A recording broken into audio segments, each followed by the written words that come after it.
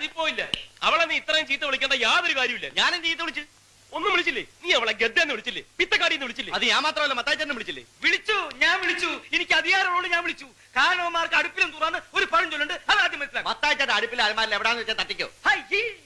അതേപോലെയാണോ നീ സ്റ്റേജ് വെച്ച് അവിടെ കടന്നു കുട്ടിക്കല്ലേ നീ അടിച്ചത്? അതൊക്കെ എന്റെ ആക്ടിംഗ് അല്ലേ? ആക്ടിങ്. അവക്ക് ടൈമിംഗ് ഇല്ലാത്ത എന്റെ കുഴപ്പമാണോ? നമ്മൾ അടിക്കുമ്പോ ഇങ്ങനെ നിൽക്കണം. നമ്മൾ അടിക്കുമ്പോ മുഖം കൊണ്ടുവന്ന അടിയോളൂ. അപ്പൊ നീ മനപ്പൂർവ്വം അടിച്ചല്ല. നിനക്ക് മനഃപൂർവ്വം തോന്നി. അതാണ് ആക്ടിംഗ്. നിനക്കില്ലാത്തത്. ചുമ്മാ അല്ലടാ. ഫസ്റ്റ് ഡേ തന്നെ 24 നാടകം ബുക്ക് ചെയ്തു. പിന്നെ കൂടെ അഭിനയിക്കുന്നവർ അണപ്പല്ലടിച്ചിളക്കിട്ടല്ലേ നാടകം ബുക്ക് ചെയ്യുന്നത്. വാഷ് പീസിന് അവളെ കട്ട ചോര തുപ്പിയത്, കട്ട ചോര. നന്നായി പോയി. നിന്റെ വൈഫൊന്നും അല്ലല്ലോ, പെങ്ങളൊന്നും അല്ലല്ലോ ഇത്ര ദണ്ണം വരാൻ. എനിക്കൊരു ദണ്ണമില്ല. അടുത്ത നാടകത്തിന് വേറെ നായിക ഉണ്ടായിക്കോണം. ഉണ്ടാക്കൂടാ. അവൾ ഈ ഭൂമിയിലെ അവസാനത്തെ നരിയൊന്നുമില്ലല്ലോ, വേറെ ഒന്നും ഉണ്ടാകാതിരിക്കാൻ. മത്തായിച്ചേട്ട അവൾക്ക് വരം 1000 എണ്ണത്തിന് ഞാൻ കൊണ്ടുവരും. 1000 എണ്ണത്തിന്. 1000 എണ്ണത്തിനെ കൊണ്ടുവന്നിട്ട് നിന്റെ അപ്പൻ ചെലവിനോട് കൂടാ. എടാ, ഒരെണ്ണത്തിന് കൊണ്ടുപോടാ. ഒരെണ്ണത്തിന് അവളെ പോലെ അഭിനയിക്കാൻ കഴിയുന്ന ഒരെണ്ണത്തിന് കൊണ്ടുപോവാ. ശരി, ഞാൻ ഈ വെല്ലുവിളി ഏറ്റെടുക്കുന്നു.